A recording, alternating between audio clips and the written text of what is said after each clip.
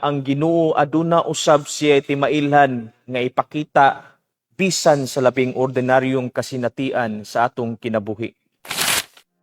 Maayong adlaw mga higalak. Ako si James Sumawas, usa ka seminarista sa Society of the Holy Family nga ania sa Pre-Deacon Program sa Archdiocese of Cebu. Magdungan kita ni ining palandong ang pagpamalandong sa pulong sa Dios. Usa sa mga pangutana nato mao, unsaon nako pagpadayon sa paglaom bisan sa mga panahon nga puno sa kahadlok ug puno sa kalibog. Ang atong ebanghelyo karon naghisgot og nagkalain-laing mga ilhanan sa iyang haduol na nga pagbalik, nga kung sa diin mao kini ang paglaom na atong giakuhan. Adunay duha ka punto nga gusto na akong ipaambit diha kaninyo. Mao kini ang una, nga atong hinumduman na ang Ginoo mao ang Alpha ug ang Omega. Ang Ginoo mao ang magbubuhat sa tanan. Siya ang sinugdanan. Siya usab ang katapusan. Sa ebanghelyo makita usab nato nga adunay pasalig nga ang Dios maoy nagmando sa tanang butang dinhi sa kalibutan.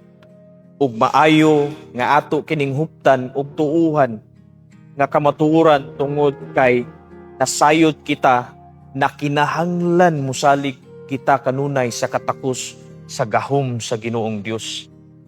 Ang atong halangdon na arsobispo sa Sugbo nag-ingon, faith is tested not during times when our prayers are answered. Real faith is proven when we continue to pray, even when the answer is still not there. Kini naghatag kanato og iya sa ikaduhang punto.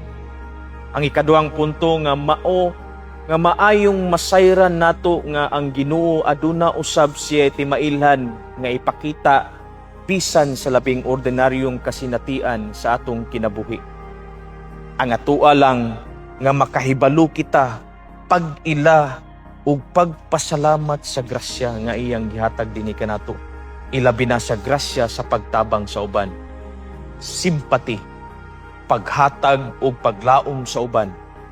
Kini nga grasya timaan kini nga kita usab gitawag sa pagtubag sa panginahanglan sa uban. Kay usahay ato kining matalagaman ug dili na mahatagan og bili. Kita gipahinumduman nga kinahanglan sensitibo usab kita sa mga mensahe sa Dios sa matag adlaw. Mao nang kinahanglan kita sa pagampo, pagpalandong ug ubanan usab sa mga buhat nga sumala sa kabubuton sa Dios aron mamahimo kitang takos uban kaniya ngadto sa langit, uban ang Amahan, ang Anak ug ang Espiritu Santo. Amen.